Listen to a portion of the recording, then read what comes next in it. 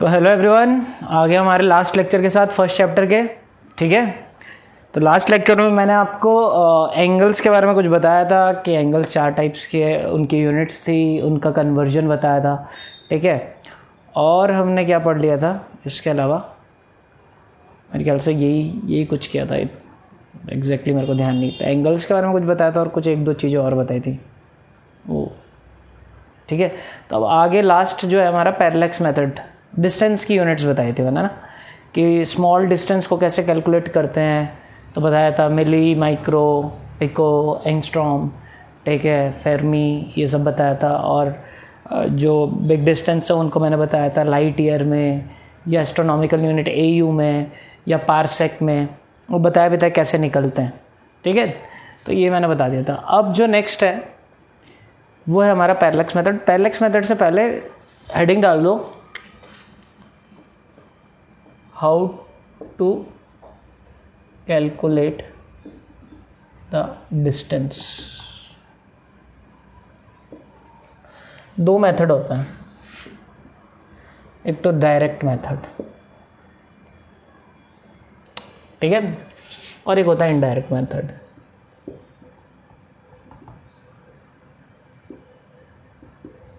अब सिंपल सी चीज़ है, मुझे बोला डिस्टेंस, इसकी लेंथ नापो। मेरे को बोला इस ये बात बताओ, ये कितनी लेंथ का। तो मैं एक स्केल लूँगा या इंच टेप लूँगा, उससे नाप लूँगा। ये मेथड डायरेक्ट हो गया जब आपने उसके एक एंड से और दूसरे एंड को जोड़ दिया। ये तो डायरेक्ट मेथड हो गया। बट हर चीज़ ऐसी नहीं होती ना जिसकी आपको लेंथ नापनी है और वो ईजिली आप वहाँ पर पहुँच भी जाओ। मान लो मुझे एक बहुत बड़ा पेड़ है, उसकी लेंथ नापनी है कि बताओ कितनी लंबाई का है। तो ऐसे नहीं कि एक इंच टेप लेके एक नीचे बैठ गया, एक उसमें चढ़ने लगेगा और बहुत लंबे पेड़ पे, या कोई बिल्डिंग है बहुत लंबी ऊंची, ठीक है, तो वहाँ पे आप ऐसे नहीं लोगे कि इंच टेप या कुछ भी चीज़ लेके आप उसको ये करना शुरू कर दो कि एक एंड पे आपने ये टेप रख दिया और दूसरे एंड पे आप लेके गए पहुँचे और फिर ना, और इतना बड़ा टेप भी नहीं हो आपके पास, ये पॉसिबिलिटी भी है। ठीक है, और पहाड़ की लेंथ, किसी ने बोला पहाड़ नाप के बताओ, ये पहाड़ एवरेस्ट कितने बोलते हैं ना 8000 इतने, तो आप जो उसकी लेंथ बता दो, वो क्या उस पर जाके क्या फीता लगा के लोग ने नापा क्या उसको? ठीक है, या आप बोलते हो यार ये अर्थ का जो डायमीटर है इतना है, या अर्थ से मून इतनी डिस्टेंस पे है, तो ये कैसे नाप रहे हैं हम? ठीक है, तो इसके लिए हम जो यूज़ करेंगे इनडायरेक्ट मेथड यूज़ करेंगे, और इनडायरेक्ट मेथड में ही एक मेथड पैरेलैक्स मेथड है। ठीक है, चलिए, डायरेक्ट तो मेरे को बताने की ज़रूरत नहीं है, कुछ इंस्ट्रूमेंट्स होते हैं उनसे नाप ले, तो इंच टेप होता है, ठीक है, स्क्रू गॉज, स्पेरोमीटर, और कुछ आपके जब आप एक्सपेरिमेंट करोगे तो अलग अलग लेंथ और डायमीटर विड्थ नापने के अलग अलग इंस्ट्रूमेंट्स आपको मिल जाएंगे। ठीक है, तो अब आ जाते हैं इनडायरेक्ट मेथड में। इनडायरेक्ट मेथड भी ईजी है। कुछ मेथड्स तो सिंपल, आपकी हाइट एंड डिस्टेंस चैप्टर पढ़ा था हमने, उसी से रिलेटेड है। कुछ मेथड्स तो उसी से रिलेटेड। तो हेडिंग डालते डायरेक्ट मेथड। तो डायरेक्ट मेथड में जैसे फर्स्ट है इनडायरेक्ट, ठीक है, फर्स्ट है how to calculate length of a tree, और मान लो कोई पोल है या फिर कोई टावर है। ठीक है, अगर ये कोई चीज़ दे रखी है आपको, ट्री, पोल, टावर, इनकी लेंथ नापनी है, तो कैसे? बहुत सिंपल है, ट्रिग्नोमेट्री है, बहुत सिंपल सी। ये मान लो ये कोई पोल था, ठीक है, ज़मीन पे, आपको इसकी लेंथ नापनी है। तो आप क्या होता है, एक जगह खड़े हो जाता हो, किससे? पोल से किसी डिस्टेंस, ये डिस्टेंस आप कैलकुलेट कर लेते हो। जितना आप चले होंगे आपको पता होगा, आप चलना शुरू करते हो इस पोल से, कितनी दूर जा रहे हो, कितनी दूर जा रहे हो, मुझे नहीं पता इसकी हाइट कितनी है, H निकालना मुझे। ठीक है, चलते चलते किसी पॉइंट पे रुक गया, आप ये मर्जी कहीं पे भी रुक गए, ये आपने कैलकुलेट कर लिया होगा। ठीक है, जितनी दूर जाके आपको पता होगा। फिर यहाँ पे एक इंस्ट्रूमेंट होता है जिसको सेक्सटेंट बोलते हैं, और वो सेक्सटेंट का काम क्या होता है, वो इसके टॉप से ये एंगल कैलकुलेट कर लेता है। वो ये बता देता है इसका टॉप यहाँ से कितना एंगल बना रहा है। तो आपको थीटा पता हो गया, सेक्सटेंट की हेल्प से आपने थीटा पता कर लिया, और एक्स भी आपको पता है। अब ट्रिग्नोमेट्री सिंपल, H निकाल देंगे, टेन थीटा वाला फॉर्मूला लगा दो, तो आप लिख लो टेन थीटा इक्वल्स टू क्या हो जाएगा, H/x। ठीक है, तो H इक्वल्स टू क्या हो जाएगा, एक्स टेन थीटा, बस आ गया। तो ऐसा कुछ न्यूमेरिकल मिल जाएगा आपको। थीटा किससे निकाला? थीटा को सेक्सटेंट करके एक इंस्ट्रूमेंट होता है उससे, और ये जो है आपने ये एक्स कैसे, ये तो चल के, ठीक है, ये आपने मेजरिंग टेप से ही निकाल लिया, ये डायरेक्ट मेथड से, किसी डायरेक्ट मेथड से निकाल दिया आपने ये एक्स को, किसी इंच टेप से आपने देख लिया आप कितना चल गए, ठीक है। ये सेक्सटेंट से निकाल दिया और फिर आपने एच निकाल दिया। तो बिना आपने यहाँ से इधर से लेके इधर फीता लगाए आपने निकाल दिया, ठीक है। हिंदी वाले वर्ड यूज़ करते फीता वीता, तो कंफ्यूज नहीं होना है, ठीक है। तो बिना किसी इंस्ट्रूमेंट के आपने मेजरिंग टेप के आपने इसको नाप लिया। अब सेकंड इनडायरेक्टली ये किया हमने, ठीक है। सेकंड जो इनडायरेक्ट मेथड से करेंगे, चलो मिटाते हैं। सेकंड हम मान लो मुझे कोई माउंटेन की हाइट नापनी है, ये भी आपने हाइट एंड डिस्टेंस का ही है। How to calculate height of mountain.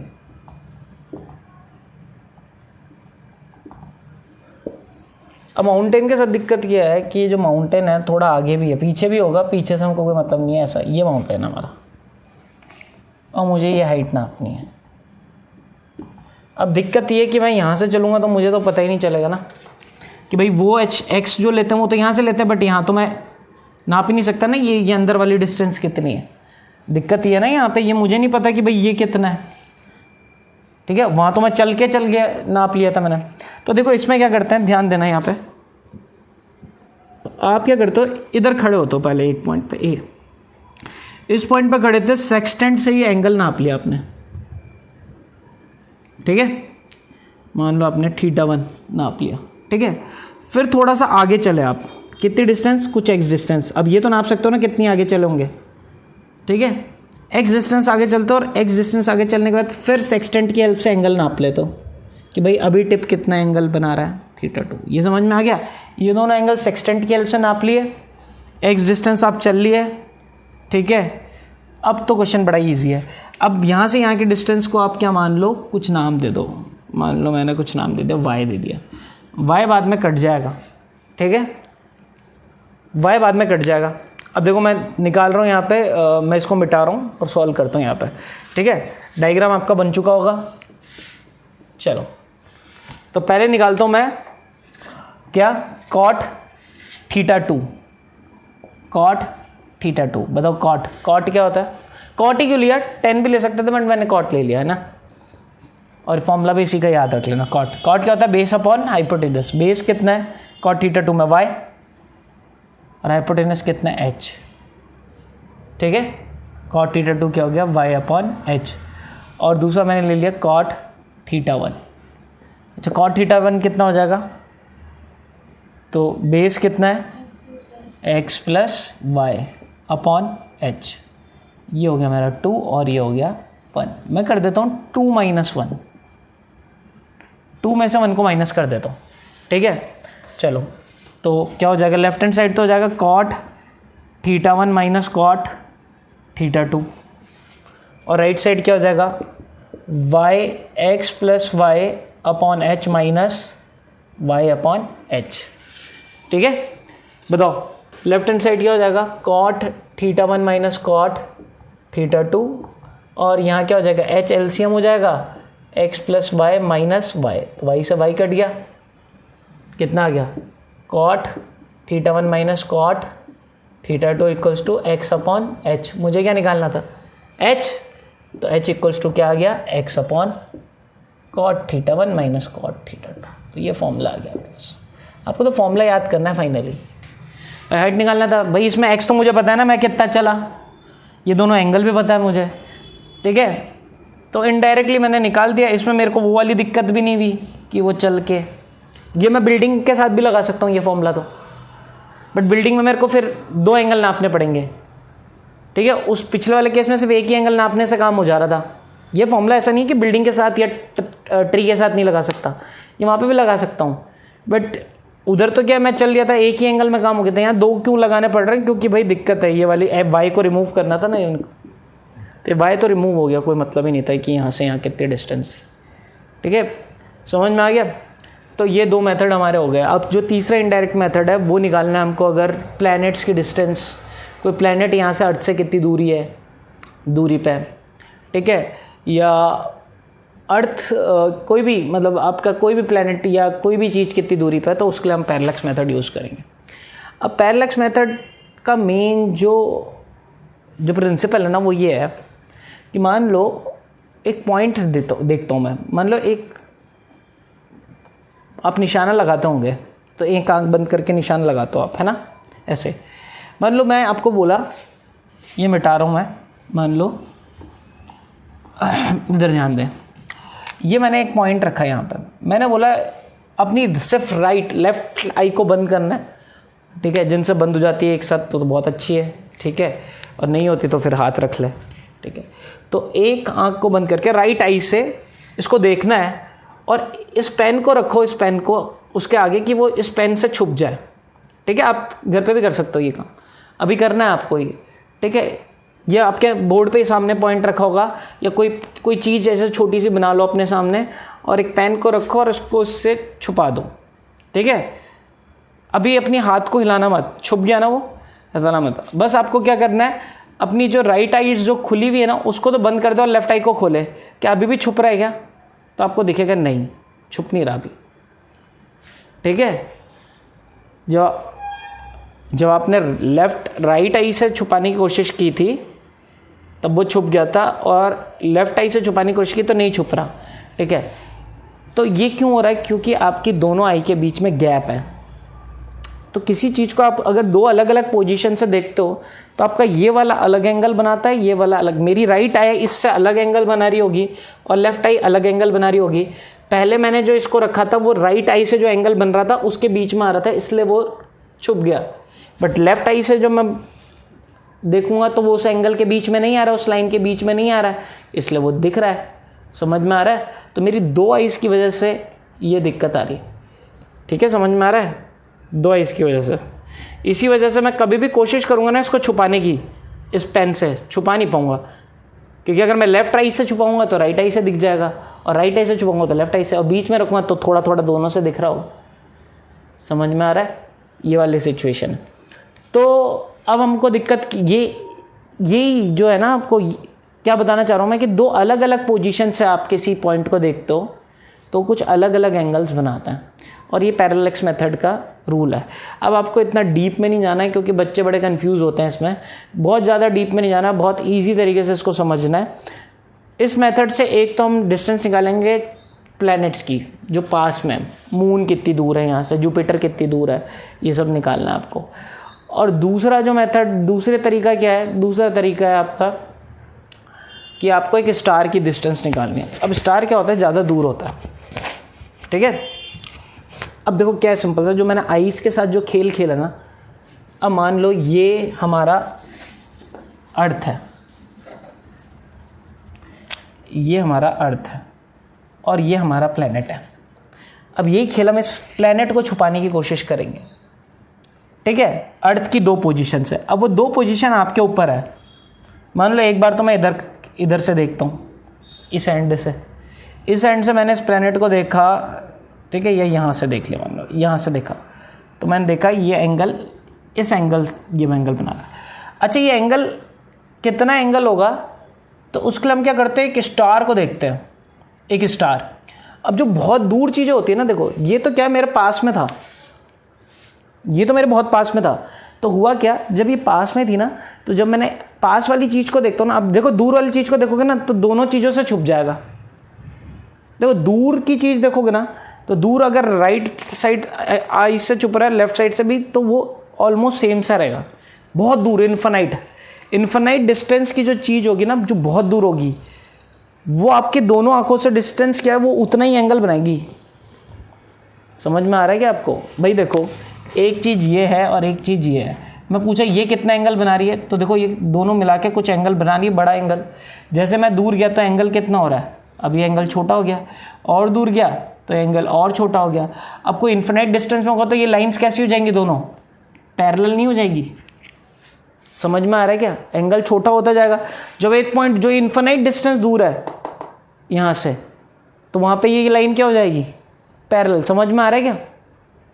अच्छा, तो जो प्लैनेट जो पास में है, ये हमारा कोई प्लैनेट है, हेडिंग डाल देना पैरेलैक्स मेथड, ठीक है? पैरेलैक्स स्पेलिंग देख लेना, पैरेलैक्स मेथड। और पैरेलैक्स मेथड में भी फर्स्ट आप क्या फाइंड कर रहे हो? To find distance of nearby planet या स्टार। कोई नियर बाय प्लैनेट है या कोई स्टार भी पास वाला, चलो नियर बाय प्लैनेट है, प्लैनेट की या सैटेलाइट की, और सैटेलाइट कोई सैटेलाइट है उसकी डिस्टेंस निकाल रहा हूँ, ठीक है? कितनी डिस्टेंस पे? चलो मैं डायग्राम वापस से बना रहा हूँ, समझना। फॉर्मूला याद हो गया ना? ये x upon cot theta minus cot theta two, theta one ध्यान रखना पहले छोटा वाला एंगल और बाद में बड़ा वाला एंगल, ठीक है? याद रखना ये वाला क्या है? हाइट का फॉर्मूला एक्स जो चले upon cot theta one minus cot theta two. कौन सा है थीटा वन? थीटा वन छोटा वाला, स्मॉल एंगल पहले आएगा और लार्ज एंगल बाद में आएगा, ठीक है? तो आपके पास ये निकल जाएगा इनडायरेक्ट मेथड से। चलो अब यहाँ देखो क्या है कि आपने क्या किया, यहाँ पे ये मैं अर्थ बना दिया, ठीक है? ये वो प्लैनेट है जिसको आपको देखना है। अब आपने क्या किया, और ये स्टार है वो जो बहुत इन्फिनाइट डिस्टेंस पे है, एस, ठीक है? स्टार, ये वो ए पॉइंट है। ए पॉइंट से मैं इसको देखता हूँ प्लैनेट को, ठीक है? पी प्लैनेट को, और ए पॉइंट से मैं एस को भी देखता हूँ। तो एस तो बहुत दूर होगा, एक स्ट्रेट लाइन चली जाएगी एस पे। तो जो इनके बीच का जो ये एंगल है ना, इसी को हम बोलेंगे, इसको नाम दे दिया हमने फाई वन, मान लो फाई वन या थीटा वन नाम दे दिया। ये थीटा वन एंगल होगा। क्या ये भी थीटा वन होगा क्या? ये एंगल भी अल्टरनेट एंगल हो गया ना। और इसी एंगल को जो ये भाई एक पॉइंट ले लिया यहाँ पे बीच में, कुछ सी पॉइंट था, ठीक है? ये सी पॉइंट, सी और ए के बीच में, ये तो परपेंडिकुलर बना दिया इस पे, के बीच के एंगल, इसी को बोलते हैं पैरेलैक्स एंगल। पैरेलैक्स एंगल, ये जो एंगल बन रहा है ना, इसी को पैरेलैक्स। तो हम ये एंगल ढूंढ लेते हैं। अब कैसे ढूंढते हैं, अभी इसमें मत जाइए आप, बस ये एंगल निकाल लेते हैं, वो स्टार से और इस प्लैनेट के बीच में जो लाइंस बन रही है वो एंगल। अभी ध्यान रखना, जब मैं दूसरी जगह जाके, अभी यहाँ से देखा, क्योंकि प्लैनेट पास में तो एंगल अलग बन रहा है, और एक दूसरी जगह गया बी जगह, तो बी जगह से प्लैनेट अलग एंगल बनाएगा ना, ये अलग लाइन बनेगी, ठीक है? बी से। बट ध्यान रखना, चाहे ए से देखो चाहे बी से देखो, देखो स्टार मैंने बना दिया, ये इन्फिनाइट डिस्टेंस पे, ये तो मैंने पास लिख दिया। बी से भी देखोगे तो एक स्ट्रेट लाइन ही जाएगी स्टार पे। यही स्टार यहाँ पे भी बना दिया, समझ में आ रहा है? वैसे स्टार एक ही है ये। अब ये दो कैसे हो सकते हैं? दो थोड़ी चीज़ हो सकती है, बट एक्चुअली मैं इन्फिनिटी पे, अब मैं इन्फिनिटी कहाँ बनाऊंगा, इतना थोड़ी है, और मैं बोलूँ वहाँ पे स्टार। ये दोनों स्टार सेम ही है, और ये ए से भी उधर ही है और बी से भी उधर ही है। समझ में आ रहा है क्या? स्टार जो है वो दोनों जगह से, देखो स्टार तो मुझे एक ही लेंथ पे दूर नजर आएगा मेरी आंख से, एक ही दूरी पे, बट क्योंकि प्लैनेट पास में है तो मैं अर्थ की दो सिटीज़ में गया जिनके बीच की डिस्टेंस मैं नाप सकता हूँ, ठीक है? और दोनों सिटीज़ में जाके, पहले मैंने फर्स्ट सिटी में जाके यहाँ से स्टार और वो प्लैनेट के बीच का एंगल नाप लिया, ये थीटा वन हो गया। और फिर दूसरी सिटी में जाके स्टार और इसके बीच का ये एंगल थीटा टू, ये इंपॉर्टेंट नहीं, ये थीटा टू हो गया। ये दो, तो दोनों पैरेलैक्स एंगल आ गए मेरे पास, ठीक है? थीटा वन और थीटा टू, ये दोनों पैरेलैक्स एंगल आ गए। अच्छा, ये दोनों सिटीज़ के बीच की डिस्टेंस मुझे पता है, मान लो कुछ भी एक्स, मैं ही जाके गया हूँ ना, नाप सकते हैं ना हम डिस्टेंस। अच्छा, अगर कई बार क्वेश्चन में होता है कि एक बार अर्थ के इस एंड पे और एक बार अर्थ के इस एंड पे, ठीक है? अगर ये अर्थ के दोनों एंड्स पे है तो याद रखें अर्थ के दोनों एंड की डिस्टेंस क्या हो जाएगा, अर्थ का डायमीटर। और अर्थ का डायमीटर कितना होता है, तो अर्थ का रेडियस होता है 6400 किलोमीटर, ठीक है? तो अर्थ का डायमीटर कितना हो जाएगा, 6400 इंटू 2 किलोमीटर, और मीटर में कन्वर्ट करना है तो इंटू 1000, तो कितना हो जाएगा ये, तो 12800 इंटू 10 की पावर 3 मीटर। 128 इंटू 10⁵ मीटर या 1.28 इंटू 10⁷ मीटर। ठीक है, जो करना है आपको, जैसा करना है देख लेना। ये जनरली जो हम लिखते हैं वो ऐसे लिखते हैं 12.8 इंटू 10⁴ मीटर। ठीक है, ये आ गया आपका। तो अगर यही पैरेलक्स मेथड से निकाल रहे हैं तब ये हो तो ये डी ये ले लेंगे, और मतलब ये एक्स की वैल्यू ये ले लेंगे। अभी एक्स आपको पता होगा, अब देखो आपको एक्स भी पता चल गया, ठीक है, और आपको θ1 θ2 भी पता चल गया। आपको क्या निकालना है, ये तो डिस्टेंस निकालना है, प्लैनेट और अर्थ के बीच की डिस्टेंस ये निकालनी है। ठीक है, अब देखो ये एंगल जो है ना इस डिस्टेंस के आके काफ़ी छोटा होता है, तो फॉर स्मॉल एंगल्स,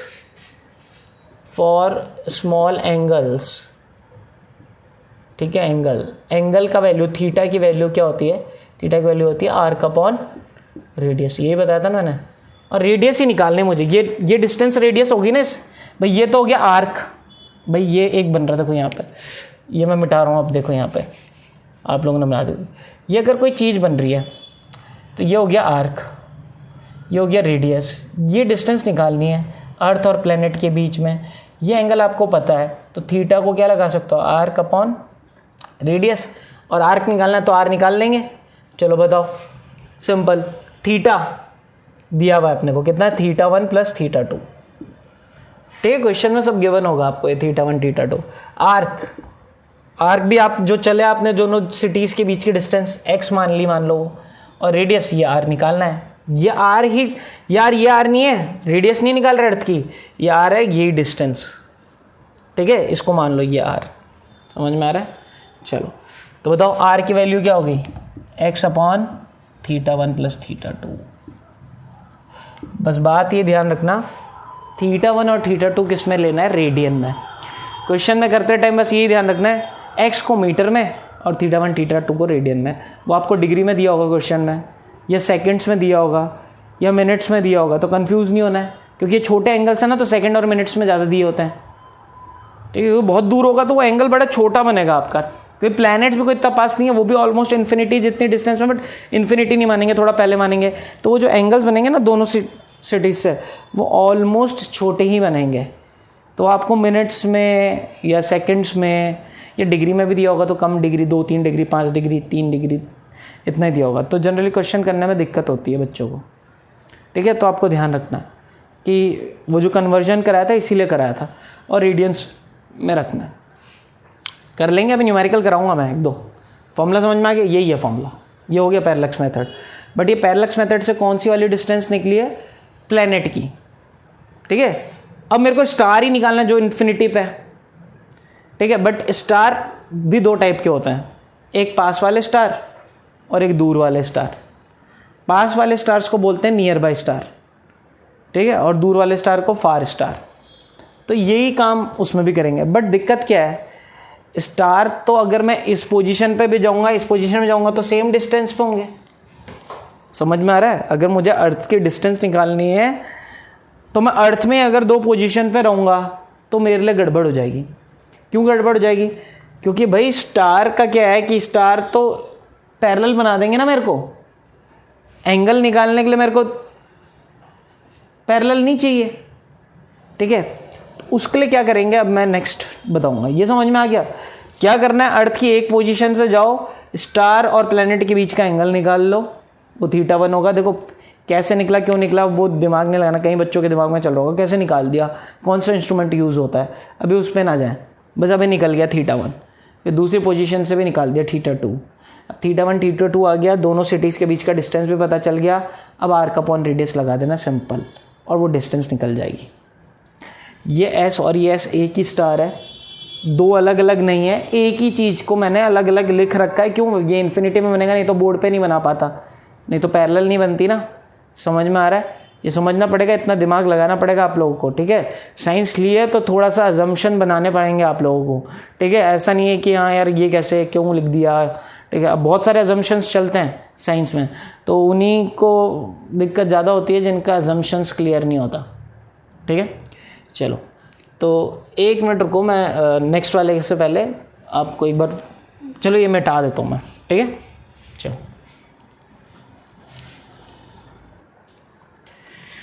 चलिए, तो सेकंड है तो अभी तो प्लैनेट की निकाल दी, बट एक अब स्टार की निकालेंगे, ठीक है। अब स्टार काफ़ी इन्फिनाइट डिस्टेंस पे होता है, बट स्टार भी दो टाइप के होते हैं। अभी जो हमने स्टार लिया था वो नियर बाई स्टार ही था जो पैरेलल था, ठीक है। अब दिक्कत ये है कि स्टार को अगर हम दोनों जगह से देखेंगे, अर्थ की दोनों जगह से, तो सेम ही एंगल बनाएगा। पैरेलल था ना वो तो फिर नहीं निकाल पाएंगे। तो मान लो उसके केस में हम क्या करते हैं, ये हमारा सन है, ठीक है, और ये हमारा अर्थ है। अभी अर्थ सन के चक्कर लगाता है, ये हमारा अर्थ है, देखो छोटा सा अर्थ बनाया है यहाँ पे, ये अर्थ है और ये भी हमारा अर्थ है। इलेप्टिकल बनाता है बट ठीक है, अभी ऐसा बना लिया हमने अर्थ। और ये वो स्टार है, कौन सा, नियर बाय स्टार। अब अगर मैं अर्थ से ही देखता दोनों बार स्टार को, तो वो एंगल ढंग से बन नहीं पाता हमारे पास, ठीक है। क्यों? क्योंकि अर्थ की वो डिस्टेंस इतनी पास पास है। देखो मेरी आंखें दोनों बहुत पास पास हो जाए ना, तो वो दिक्कत हो जाएगी, ठीक है। फिर वो वाली चीज़ में इस पे भी छुप जाएगा और इससे भी छुप जाएगा, क्योंकि मेरे आंखों के बीच में गैप था, इसलिए वो चीज़ छुप रही थी, अलग अलग एंगल बन रही थी। अब क्या है, स्टार बहुत दूर होता है, तो दोनों अर्थ की दोनों जगह से वो पैरेलल लाइन बनेगी दूर चीज़ के लिए, ठीक है। इसलिए मैंने क्या किया, स्टार की अगर एंगल निकालना है ना मेरे को, तो मैं अर्थ को ना अर्थ से देखूंगा, तो अर्थ से ही, मैं हूँ तो अर्थ में ही, बट मैं वेट करूँगा 6 महीने का। पहले मैं एक जगह से देखूँ, आज इधर से देख लिया, और इसके लिए मैं एक और यूज़ करूँगा। ये तो है मेरा कौन सा स्टार, नियर बाय स्टार, जिसकी मेरे को निकालनी है डिस्टेंस। और एक है मेरा ये वाला स्टार एस डैश, ये कौन सा है, फार स्टार, ठीक है, फार बाय स्टार, दूर है ये। तो जो फार बाय स्टार है वो दूर है, तो चाहे अर्थ से भी अलग अलग पोजीशन में देखोगे ना, तो ये तो यहाँ से भी पैरेलल रहेगा, ठीक है।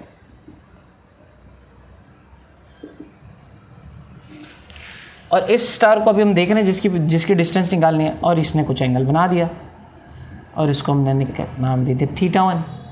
और 6 महीने बाद जब अर्थ इधर आ गई, तब फिर देखा इस स्टार को, और ये एंगल बना रहा है θ2। किसके रेस्पेक्ट में, अरे वही फार वाला स्टार। अब ये हमने देखो, ये दोनों स्टार सेम है, समझ में आ रहा है, पैरेलल है। अब अर्थ जब घूम के जाते हैं ना, फार स्टार को देखोगे तो उसमें तो आप नहीं डिस्टिंग्विश कर पाओगे, वो आपको पैरेलल ही दिखेगा, उसी पोजीशन में नज़र आएगा, ठीक है। 2400 आपका 12 महीने जो दूर वाला स्टार है उसकी पोजीशन सेम होती है, बट जो पास वाला स्टार होता है ना, वो कभी इधर दिखेगा, उसकी पोजीशन चेंज होती रहती है, ठीक है, ठीक है। तो ये आपने उससे एंगल बना दिया दोनों के बीच में θ1 θ2। अब ये तो आपको पता है यहाँ से यहाँ तक की डिस्टेंस कितनी है, बताओ। 1 AU एस्ट्रोनॉमिकल यूनिट है ना, कल निकाली थी। और ये कितना हो जाएगा, ये 1 AU और हो जाएगा, तो यानी टोटल जो x है इस बार कितना हो जाएगा हमारा, 2 AU। ये हमारा x हो गया भाई, आर्क पता चल गया, ठीक है। यही तो निकालनी है मुझे, ये रेडियस यही तो निकालना है, ये डिस्टेंस, ये तो डिस्टेंस होगी अर्थ की और इस स्टार की। भाई अर्थ ये रहा, स्टार ये रहा, इन दोनों के बीच की डिस्टेंस r निकालना है, तो वापस वही लगा दे, क्या, θ = आर्क अपॉन रेडियस, θ1 + θ2 आपका टोटल एंगल दे रखा है। आर्क कितना हो जाएगा, आर्क आपका हो गया 2 एस्ट्रोनॉमिकल यूनिट, और रेडियस निकालना है आपको, r मान लो, तो r की वैल्यू क्या हो जाएगी, r की वैल्यू क्या, 2 AU अपॉन θ1 + θ2। ध्यान रखें, इसको सबसे इंपॉर्टेंट चीज़ रेडियन में रखना है, एस्ट्रोनॉमिकल यूनिट को आपको मीटर में रखना है। तो 1 एस्ट्रोनॉमिकल यूनिट की जो भी मीटर में वैल्यू दे रखी थी, ठीक है, 10⁻11 में आती है, 1.496 ऐसी कुछ थी शायद, मेरे को ध्यान नहीं। तो वो वाली वैल्यू इधर पुट कर देंगे, θ1 θ2 को पुट कर देंगे, उसको रेडियन में रख देंगे और सॉल्व कर देंगे। ये यहाँ पे हमारा पैरेलक्स मेथड कंप्लीट हो गया, ठीक है। ये था किसके लिए, हेडिंग डाल दी थी क्या ये, ठीक है, ये स्टार की, नियर बाय स्टार की डिस्टेंस निकालने के लिए। तो इसमें अर्थ का चक्कर लगेंगे, यहाँ पे 2 AU हो जाएगा। तो बहुत ही सिंपल सा है, ठीक है। पैरेलक्स मेथड भी कोई इतना हार्ड नहीं है, बट बच्चों को दिक्कत क्या होती है, पहले तो ये मेथड समझ में नहीं आता, दूसरा ये आर्क अपॉन रेडियस ही फॉर्मूला याद नहीं होता, फिर उनको ये समझ में आता डिस्टेंस r कैसे हो गई, फिर उनको ये नहीं समझ में आता जब वो θ1 θ2 डलते हैं तो कई बार वो सेकंड्स या मिनट्स में दिए होते हैं, तो कई बार वो टीचर जब लिखता है तो उसको समझ में नहीं आ रहा होता कि भाई पहले तो ये मिनट्स और सेकंड्स कौन से एंगल कौन से ऐसे नापे गए हैं, फिर दूसरा उसको ये समझना है इसको डिग्री में कन्वर्ट करना चाहिए, वो टीचर रेडियन में कन्वर्ट कर रहा होता है, पहले डिग्री में करता है फिर रेडियन में कर देता है, तो उस बच्चा तो कंफ्यूज हो जाता है कि यार ये रेडियन 2π/180 क्या, π/180 क्या कर रहा है ये, उसमें ये कहाँ से आ गया ये सब, तो एक्चुअली वो रेडियन में कन्वर्ट कर रहा होता है। ऐसा यूनिट में रखें, तो मैंने स्टार्टिंग में बताया था ना चैप्टर में, जब भी कोई चीज़ करनी होगी कैलकुलेशन ऐसा यूनिट में ही करेंगे, बिना ऐसा यूनिट के काम नहीं चलेगा। ठीक है, चलो अब मैं कुछ न्यूमेरिकल्स करते हैं और फिर आज का चैप्टर को निपटाते हैं।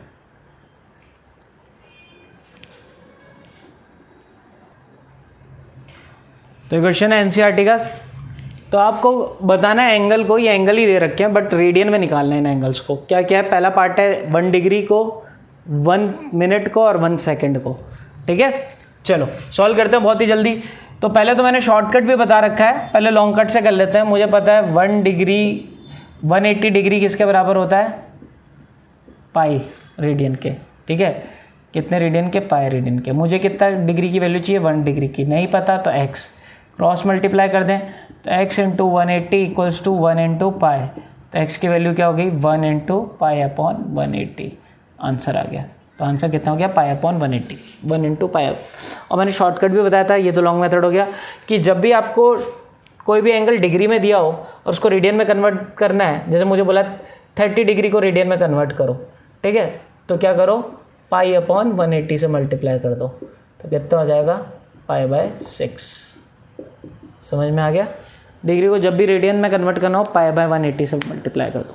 तो इसको भी 1 था, 1 को π/180 से, यानी π/180 आ गया। ठीक है, तो ये तो हो गया पहला पार्ट। पाई की वैल्यू डाल देना 1.34, और डालना चाहो तो इसको यहाँ पे भी छोड़ सकते हो क्वेश्चन को।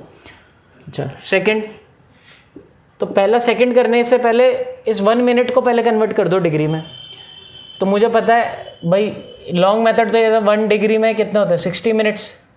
ठीक है, तो कितना डिग्री होगा 1 मिनट में, क्रॉस मल्टीप्लाई करते हैं, तो 1 into 1 equals to 60 into x, तो एक्स इक्वल्स टू 1/60, तो 1/60 डिग्री रखा हुआ है। ठीक है, 1 मिनट किसके बराबर होता है, 1/60, बट वैसे ही सोच लो 1/60 होता है। ठीक है, अब तो वही, अब बताओ कितना रेडियन हो जाएगा। तो रेडियन में कन्वर्ट करना है, तो जितना भी डिग्री दिया हुआ है उसको किससे मल्टीप्लाई कर दो, π/180, ये आ गया अब रेडियन में। समझ में आ गया, रेडियन में जब भी कन्वर्ट होगा, जो भी डिग्री में आया है उसको π/180 से मल्टीप्लाई कर दो। ठीक है, क्लियर। चलो नेक्स्ट थर्ड वाला भी कर दें। थर्ड वाला पहले उसको डिग्री में कन्वर्ट कर दो। ठीक है, तो C1 आपको सेकंड दे रखा है, तो 1 सेकंड को पहले मिनट में कन्वर्ट किया तो 1/60 मिनट, और इसको अगर डिग्री में कन्वर्ट किया तो 1/60 इंटू 60 डिग्री, यानी 1 सेकंड किसके बराबर हो गया, 13600 डिग्री। अब जो भी डिग्री में है उसको रेडियन में कन्वर्ट करना है, तो क्या करो, रेडियन में निकालना है, तो मैंने बताया आपको क्या करो, जो भी डिग्री में दिया हुआ है उसको मल्टीप्लाई कर दो π/180 से, निकल गया है, ये आंसर हो गया। ठीक है, इतना रेडियन आ गया। ठीक है, चलो नेक्स्ट क्वेश्चन, एनसीईआरटी का क्वेश्चन था ये वाला। चलो एक क्वेश्चन है, ये सिंपल हाइट एंड डिस्टेंस का क्वेश्चन है, 10th में करके आया ही हो अभी सबके सब। ठीक है, क्या बोल रहा है कि एक टावर है, ठीक है, ये टावर है मान लो, ये अब सन है मान लो, सन इस पे परछाई बनाएगा इसकी, तो सन अभी परछाई बना रहा है कुछ। ठीक है, और sun, the shadow of the tower standing on a level plane. ठीक है, जब कोई बंदा यहाँ level plane is found to be 50 metre longer when the sun altitude is 30 degree. अब जब सन थोड़ा सा चेंज होता है तो, ठीक है, सन अपनी पोजीशन चेंज करता है, तो ये वाली जो है ना, ये 50 मीटर ज़्यादा परछाई, पहली परछाई कितनी बनी, मान लो इतनी बनी x। अब जो परछाई कितनी बन रही है, x + 50। ये कब बनी थी, जब एंगल कितना था, 60 डिग्री, और ये कब बन रहा है, जब एंगल कितना है, 30 डिग्री। तो बोल रहा है हाइट ऑफ द टावर निकालो। तो वही वाला क्वेश्चन हो गया, सिंपल। तो मैंने बताया था, ये तो h का फॉर्मूला तो वैसे भी बताया था, h = x/cot θ1 - cot θ2 ये लगा देना, ठीक है। सिंपल, अब मैं करा नहीं रहा हूँ। यानी h की वैल्यू कितनी हो जाएगी 50/cot 30 माइनस cot 60। अब ये सॉल्व कर दे। cot 30 cot 60 की वैल्यू आपको पता होनी चाहिए। tan 30 और tan 60 की पता है ना, उसके उल्टे हो जाएगी। यानी cot 30 की कितनी हो जाएगी 1/√3। tan 30 की होती है तो उसका उल्टा √3 और वो 1/√3, ठीक है। चलिए नेक्स्ट क्वेश्चन करते हैं। चलिए नए क्वेश्चन के साथ में आ गए। The moon is observed from the diametrically opposite points A and be on the earth, ठीक है। एक मून है, उसको आपने देखा अर्थ के डायमेट्रिकली, यानी एक एंड से और एक इस एंड से। ये मून है, ठीक है, और ये अर्थ है। एक बार तो इधर से देखा आपने मून को और एक बार इधर से देखा, ठीक है। ये पैरेलक्स मेथड की बात हो रही है, ठीक है। और जब आपने वो एंगल नापा तो ये पूरा एंगल θ1 + θ2 जो पैरेलक्स एंगल है वो कितना दे दिया 1 डिग्री और 54 मिनट, ठीक है। तो पूछ रहा है कि भाई डिस्टेंस बताओ, डिस्टेंस ये होगी ना मून और अर्थ के बीच की, ये डिस्टेंस बताओ, ये x बताओ, या इस डिस्टेंस को आप d बोलते तो डिस्टेंस बताओ। जब ये बता दिया कि डायमीटर ऑफ अर्थ बता दिया, डायमीटर ऑफ अर्थ यानी ये x बता दिया कितना, ये बता दिया आपको 1.276 × 10⁻⁷। तो वही angle equals to arc upon radius लगाना है और आपके पास ये डिस्टेंस आ जाएगी, ठीक है। पैरेलक्स मेथड है तो एंगल इक्वल्स टू, छोटा एंगल है तो angle equals to arc upon radius, और हमको रेडियस ही निकालना, ठीक है। एंगल तो हो गया आपका थीटा, तो theta equals to arc, arc मतलब इस तरीके से x, और ये हो गया d, तो d इक्वल्स टू क्या हो जाएगा x अपॉन थीटा। चलो x कितना है, x अब आपको देखो दे रखा है मीटर्स में, ऐसा यूनिट में ही दे रखा है तो ये पुट कर दिया आपने, बट थीटा ऐसा यूनिट में नहीं है। तो पहले तो इस 54 डिग्री सेकेंड्स मिनट्स को भी आपको डिग्री में बनाना पड़ेगा। तो देखो, तो पहले पूरे को 1 डिग्री 54 मिनट्स, एक्चुअली में कितने डिग्री है 1 डिग्री तो है, 54 मिनट्स को डिग्री में कन्वर्ट किया तो 60 से डिवाइड कर दिया, ठीक है। तो ये कितना हो गया 9 और अपॉन 10, तो 1 + पॉइंट कितना हो गया 0.9, यानी 1.9 डिग्री है। 1 डिग्री 54 मिनट्स कितना है 1.9 डिग्री। अब रेडियन में कन्वर्ट करना है तो रेडियन में कितना हो जाएगा, मैंने अभी बताया था 1.9 को मल्टीप्लाई कर दो π/180 से, ठीक है, इतना रेडियन आ गया। चलो अब पुट कर देते हैं, ठीक है। मैं यहाँ पे पुट कर दिया आपने 1.9 इंटू पाई की वैल्यू 3.14 अपॉन 180 जो अपॉन वाला है वो ऊपर पहुँच जाएगा, ठीक है। अब ये तो आपकी कैलकुलेशन है, ठीक है। अब इसको कैलकुलेट करोगे तो आंसर कितना आएगा, इसको कैलकुलेट किया आपने आंसर आ जाएगा ये 3.84 × 10⁸,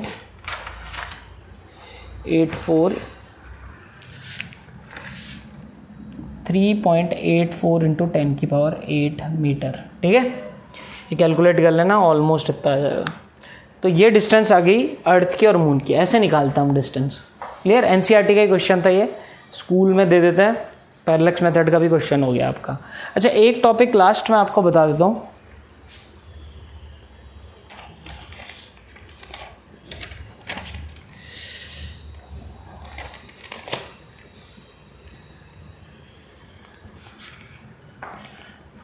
तो उससे रिलेटेड एक न्यूमेरिकल भी कर लेंगे।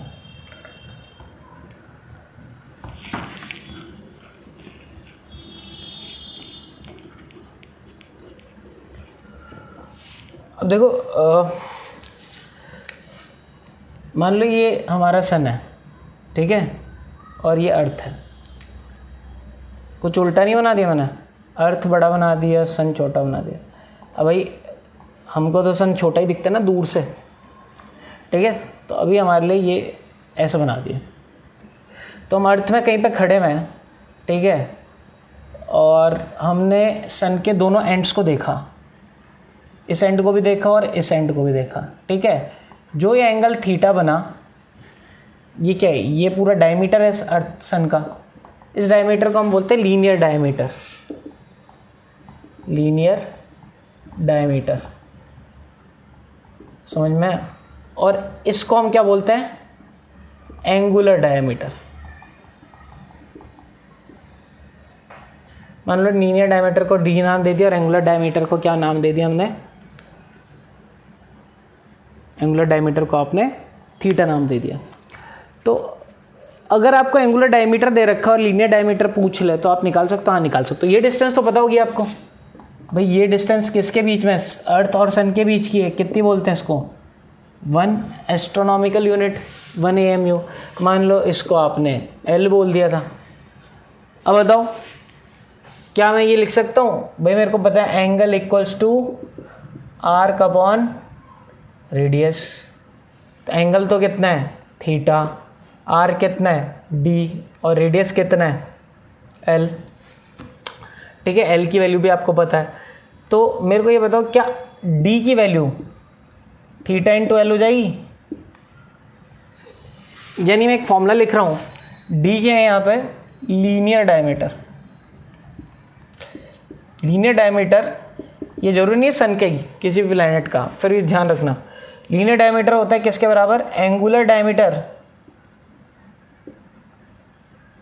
Into distance. जो भी डिस्टेंस होगी ना अर्थ से उस प्लैनेट की, वो किसी भी प्लैनेट की, जैसे अर्थ की सन से जो डिस्टेंस है वो तो 1 AU है, किसी और के अगर जो भी दी होगी क्वेश्चन में आपको वो डालना पड़ेगा।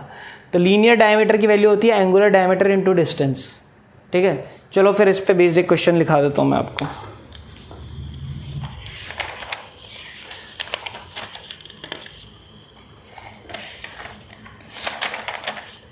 NCERT का क्वेश्चन है, चलो लिखो, मिटा रहा हूं मैं ये। ठीक है, और लास्ट क्वेश्चन आज का और इस चैप्टर का, तो इस चैप्टर का अंत करेंगे इस क्वेश्चन के साथ में। ठीक है, लिखो question, the angular diameter of the sun, the angular diameter of the sun is 1920 second. ठीक है, if the distance of the sun, if the distance of the sun from the earth is 1.5 into 10 की power 11 metre. ठीक है, ये दिया हुआ है। what is the linear diameter of the sun? what is the linear diameter of the sun? ये question है, चलो सॉल्व कर लेते हैं इसको। सिंपल सा लीनियर डायमीटर पूछ रहा है, एंगुलर डायमीटर दे रखा है, ये हमारा सन है। ठीक है, ये हमारा अर्थ है, कैसे बना दो।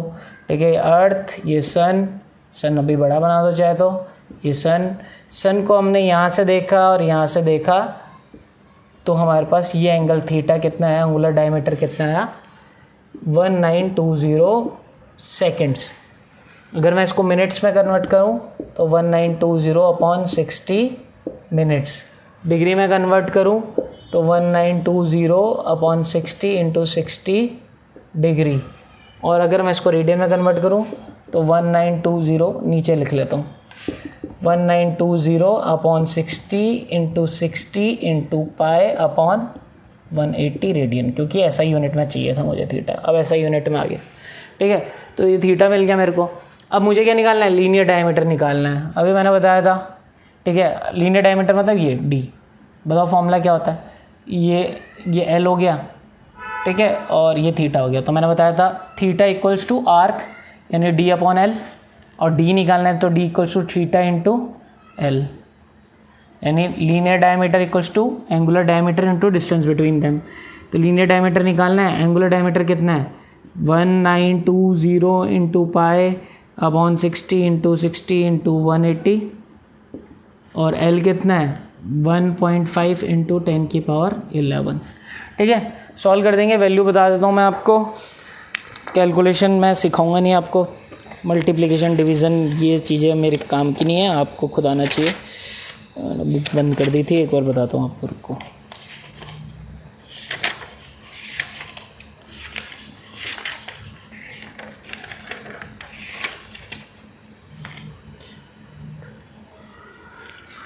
तो आंसर है 1.4 इंटू 10 की पावर 9 मीटर। ठीक है, ये सॉल्यूशन है इसका। कैलकुलेट कर लेना, आपका ये आंसर आ जाएगा। एनसीईआरटी का क्वेश्चन था ये भी। ठीक है, तो यहाँ पे हमारा ये चैप्टर कंप्लीट होता है। ढंग से इसकी प्रैक्टिस कर लें। ऐसा भी नहीं कि बहुत इजी चैप्टर है, बट बहुत टफ भी नहीं है। रिलेटिवली जितने भी चैप्टर्स पढ़ोगे उनमें सबसे कंपैरेटिवली सबसे इजी रहेगा। नेक्स्ट लेक्चर में अब मैं पहले तो मैं बोल रहा था मोशन इन 1D स्टार्ट करूंगा या बीच में मैथमेटिकल टूल, बट अब मैं सोच रहा हूँ कि आपका डिफरेंशिएशन, इंटीग्रेशन, जितने भी सारे के सारे मैथमेटिकल टूल एक साथ ही खत्म कर देते हैं, क्योंकि डिफरेंशिएशन, इंटीग्रेशन करने के लिए आपको टाइम चाहिए और अभी आपके पास बेस्ट टाइम है। अभी आपके पास टाइम की कमी नहीं है। लॉकडाउन भी हो रखा है, प्लस स्कूल भी नहीं जा रहे हो, तो जितनी ज़्यादा प्रैक्टिस कर सकते हो उतनी ज़्यादा करो। जिन भी बच्चों ने एम बना दिया है, साइंस ली है, यही सोच के ली होगी कि भाई या तो हमको नीट निकाल के हमको डॉक्टर बनना है, या आईआईटी में एडमिशन लेना है, या इंजीनियर बनना है हमने, या कुछ लोगों ने सोचा होगा एनडीए, या इसके अलावा भी जो भी मेजरली यही होता है। ठीक है, अगर आप पीसीएम या पीसीबी लेते हो, तो पहली चीज़ तो ये कि आपको देखो बहुत मेहनत करने की ज़रूरत है। मतलब ये नहीं कि आप छोटी मोटी मेहनत करो, दिन के 1-1.5 घंटे पढ़ो। मतलब एक बच्चे से मेरी बात हो रही थी, तो वो बोलता है कि अभी तो मैं 1.5 घंटा पढ़ रहा हूँ सर। तो 1.5 घंटे से तो कैसे निकलेगा?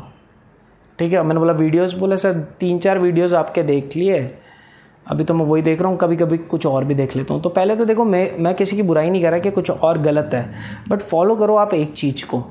ठीक है, एक चीज़ को अगर फॉलो नहीं करते हो तो फिर दिक्कत होती है। ठीक है, आपके पास इतना टाइम नहीं है कि आप ये भी देख लो, वो भी देख लो, यहाँ से भी कर लो, वहाँ से भी कर लो। तो फॉलो आप एक ही चीज़ करो। ठीक है, बच्चे जब यूट्यूब में आप टाइप करोगे तो 10 चीज़ें और खुलेंगी, तो आप अगर या तो जो चीज़ आपने खोली है उसी को फॉलो कर दो। अगर वो प्रॉपर वे में वो सारे के सारे पढ़ा रहे हैं तो फिर आप उसी को फॉलो करो। ठीक है, आप यहाँ पे भी टाइम वेस्ट करो, क्योंकि आपको प्रैक्टिस के लिए भी टाइम चाहिए। दूसरी चीज़ जो मैं बोल रहा हूँ, कम से कम अभी की टाइम पे आपको 12 घंटे, 10 से 12 घंटे पढ़ने पड़ेंगे। अब मोटिवेशन नहीं आ रहा है, मन नहीं कर रहा है, तो भाई आप भूल जाओ। ठीक है, ये कोई हलवा पूरी नहीं है कि आपको ऐसे ही मिल जाएगी। ठीक है, आपके अड़ोस पड़ोस में ऐसे डॉक्टर सर कोई नहीं रहता है, या इंजीनियर आईआईटीएंस कोई ऐसे नहीं होता कि आईआईटीएन की बात करो, इंजीनियर तो फिर भी मिल जाएंगे। आईआईटीएन ऐसे नहीं, हर दूसरा तीसरा बंदा आईआईटीएन है। ठीक है, तो अपने आपको ये है कि भाई जब तक आप मेहनत नहीं करोगे, आपको अपनी स्टडी नहीं दोगे। ठीक है, मे बी लेक्चर्स में इतना वर्क नहीं मिल रहा है, बट मैंने दिए हैं क्वेश्चंस, अभी इतना नहीं है, बट आगे जाके आपको होमवर्क मिलेगा अच्छा वाला। ठीक है, आगे अभी डिफरेंशिएशन, इंटीग्रेशन में, प्लस ये भी अगर पढ़ रहे हो इसको रिवाइज करो बार बार। ठीक है, तो आपका बेस्ट आउटपुट आएगा। ठीक है, अब आउटपुट बेस्ट लाने के लिए आपको काम करना पड़ेगा। दूसरा, बुक्स के भी मैं किसी पर्टिकुलर बुक्स के खिलाफ नहीं हूँ। ठीक है, कि आपने तो एच.सी. वर्मा के बारे में नहीं बताया। ठीक है, आपने जो है डी.सी. पांडे नहीं बताई। ठीक है, मेरा दोस्त तो वो कर रहा है, या आपने सेंगेज वाली बुक नहीं बताई, सेंगेज बी.एम. शर्मा कर रहा है। ठीक है, तो ये बुक्स मैं इसलिए नहीं बता रही क्योंकि आप लोग का भी देखो, अभी आप डेवलप हो रहे हो 11th क्लास में। वैसे ये चीज़ें इनिशियली मेरे ख्याल से ये सबसे ईजी चीज़ है, बट ये भी कईयों को दिक्कत कर रहा होगा, और अगर नहीं कर रहा है तो मतलब बहुत ही अच्छी चीज़ है, बट करता है जनरली। ठीक है, और आगे वाली चीज़ें तो पक्की करेंगी। ठीक है, क्योंकि हम इतना भी, हमारी बॉडी इतनी बनी नहीं है इन क्वेश्चंस को करने के लिए, सारी चीज़ें नहीं हैं। जबकि ये सबसे लल्लू चीज़ है, वो भी हमारे लिए नहीं है, और आगे जाके तो सारी चीज़ नहीं रहेगी। तो जब नई चीज़ें, डिफरेंशिएशन, इंटीग्रेशन सब पढ़ोगे तो आपके लिए बहुत टफ हो जाता है, और पहले ही आप हाई लेवल की डोज ले लो, आप पहुँचे नहीं हो। ठीक है, आप वीडियो गेम खेलना स्टार्ट किया, लेवल 1 लेवल 2 तो खेला नहीं, सीधे मैं तो 40 लेवल के गेम सीधे दे दो मुझे, तो ऑब्वियसली आप नहीं सीख पाओगे। ठीक है, आप अच्छा नहीं कर पाओगे। अगर आप धीरे धीरे पहुँचे होंगे तो फिर आप अच्छा खेल पाओगे उस लेवल पे। ठीक है, तो बच्चों को क्या है, देखो फॉलो करते हैं, दूसरे बच्चे को देखते हैं। रही बात शीट की, तो अगर आपने किसी नाम नहीं लूँगा किसी इंस्टीट्यूट का, किसी भी बड़े इंस्टीट्यूट की शीट्स ले लिए तो बहुत अच्छा, आप उसको ट्राई करने लग जाओ। अगर आप मेडिकल के बच्चे हो तो आप इजीली उसको कवर कर सकते हो। ठीक है, और आप जेई की अगर तैयारी कर रहे हो, एडवांस लेवल के क्वेश्चंस में आपको दिक्कत होगी, बट आपको मेंस लेवल्स में कोई दिक्कत नहीं होगी, और मेंस पहले निकले तो एडवांस दे पाओगे। ठीक है, ये पहली चीज़। आप बच्चे, वही मैंने बताया ना, 40 लेवल की तैयारी चालू करते हैं और 2nd 3rd level 5th level नहीं आता उनको। ठीक है, तो वो यही है, एडवांस की करनी ये बुक। दूसरा, मास्टरी नहीं हासिल करनी है किसी भी सब्जेक्ट में।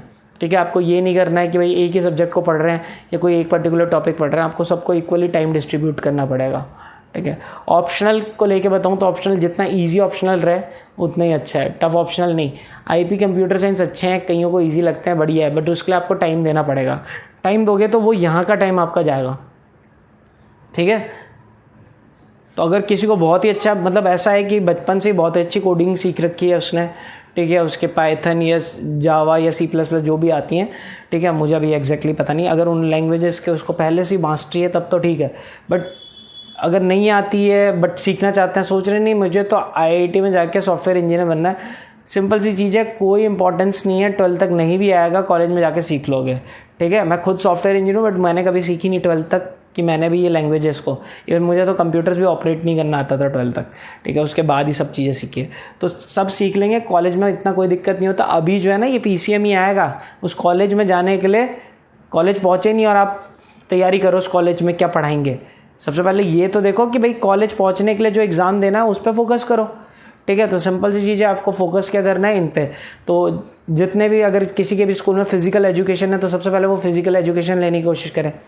कुछ स्कूल्स हैं जिसमें फिजिकल एजुकेशन नहीं है, ठीक है, मैं नाम नहीं लूँगा, बट उनमें जनरली इकोनॉमिक्स और आईपी है, तो उसमें आप इकोनॉमिक्स ले लें क्योंकि इकोनॉमिक्स ज़्यादा ईजी सब्जेक्ट है, ठीक है, कंपैरेटिवली। अब आप बोलोगे कॉमर्स वाले बच्चे बोलते हैं इकोनॉमिक्स टफ है, तो कॉमर्स वालों के लिए टफ है। जब आप ये खतरनाक न्यूमेरिकल्स कर रहे होते हो ना पीसीएम में, तो इकोनॉमिक्स में जो कुछ न्यूमेरिकल्स होते हैं, स्टैट्स होती है, वो आपको एकदम लल्लू लगती है, ठीक है, समझ में आ रहा है। ये सिंपल सी चीज़ है कि अगर आपने जो है ना तबला बजाना सीख लिया तो ढोलक आपको नहीं टफ लगेगी, बट एक नॉर्मल आदमी को बोले ढोलक बजा तो वो बोलेगा यार ढोलक तो टफ होती है, ठीक है, सिंपल सी चीज़ है। तो जिसने तबले में महारत हासिल कर दी उसको ढोलक तो ऑब्वियसली हाथ उसका सेट हो जाएगा, वो बोलेगा यार कुछ करना ही नहीं है, तो बहुत ही लल्लू है।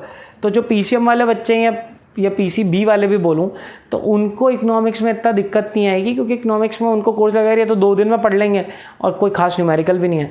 बट जिनको न्यूमेरिकल, जिन्होंने ली कॉमर्स जनरली न्यूमेरिकल से बचने के लिए, ठीक है, जिनको मैथ्स में डर लगता था, ठीक है, मैं उन बच्चों की बात नहीं कर रहा जिनकी मैथ्स अच्छी थी फिर बट डेडिकेटेड थे कि कॉमर्स ही लेना है, जिन्होंने, उनको इकोनॉमिक्स में टफ लगने वाला है, ठीक है, उनकी स्टैट्स आ जाएगी, माइक्रो आ जाएगी, माइक्रो में उनके न्यूमेरिकल्स होंगे तो उनको टफ लगेगा, बट पीसीएम वाले बच्चों के लिए नहीं है। तो क्योंकि ये लेक्चर मैं पीसीएम वाले बच्चों या पीसीबी वालों के लिए बोल रहा हूँ, तो उस केस में आप इकोनॉमिक्स लो तो वही आपके लिए बेस्ट रहेगा, ठीक है। आप नहीं जाओ आईपी में, क्योंकि आईपी में आपको टाइम देना पड़ेगा, ठीक है, आपको कोडिंग करनी पड़ेगी या उस लैंग्वेज को सीखना पड़ेगा, उसके अलग से कोचिंग भी ज्वाइन करनी पड़ेगी, ठीक है, फिर वो सारी चीज़ें दिक्कत होगी, क्लैशेस करेंगी चीज़ें। इकोनॉमिक्स में इतना टफ नहीं है इकोनॉमिक्स, क्योंकि मैं खुद पढ़ाता हूँ तो मैं जानता हूँ कि इतनी कोई टफ नहीं है। यस सर भी पढ़ाते हैं, खुद भी आप लेक्चर्स अभी 11th के तो डले नहीं है, मे भी 11th के भी लेक्चर्स डल जाएंगे, उनको देखना आपको लगेगा ये लल्लू चीज़ है बिल्कुल, ठीक है, और इंटरेस्टिंग और है। अच्छी चीज़ ये है कि कंसेप्चुअल है, जैसे फिजिक्स केमिस्ट्री पढ़ रहे हो वैसे कंसेप्चुअल है, तो इंटरेस्टिंग है, मज़ा भी आता है, ठीक है। तो अगर ले सके तो वो ले लें, ठीक है। आईपी भी इंटरेस्टिंग कंसेप्चुअल है, आईपी में भी मज़ा आता है, बट उसके लिए आपको बहुत ज़्यादा मेहनत करनी पड़ेगी। इकोनॉमिक्स में इतनी मेहनत नहीं करनी पड़ेगी कंपैरेटिवली, और बोर्ड ईयर में तो बिल्कुल नहीं, क्योंकि 12th की इकोनॉमिक्स और भी ज़्यादा ईजी है, क्योंकि उसमें एक तो पूरा थ्योरेटिकल पार्ट है, एक बुक जो है इंडियन इकोनॉमी, और जो दूसरी बुक है वो है मैक्रो की है, वो भी ईजी है। इवन 12th के लेक्चर्स हमारे यूट्यूब चैनल में अभी डले हुए हैं, करंटली 11th के भी डलने वाला है, उसको देखोगे तो इंडियन इकोनॉमिक्स सुनोगे तो आपको स्टोरी सुनने के लिए मिलेगी, आप बोलोगे कि अच्छा यार ये पढ़ना है तो ठीक है, तो कोई दिक्कत नहीं, ठीक है। बाकी फिजिकल अगर है तो फिजिकल लो आप सबसे पहले, ठीक है, फिजिकल सबसे बेस्ट रहेगा ऑप्शन आपको, ठीक है। तो आज ये फर्स्ट चैप्टर कंप्लीट करते हैं, नेक्स्ट लेक्चर में ट्रिग्नोमेट्री, डिफरेंशिएशन, इंटीग्रेशन, लॉग, ठीक है, ये सब चीज़ें को डिस्कस करें। Okay, thank you.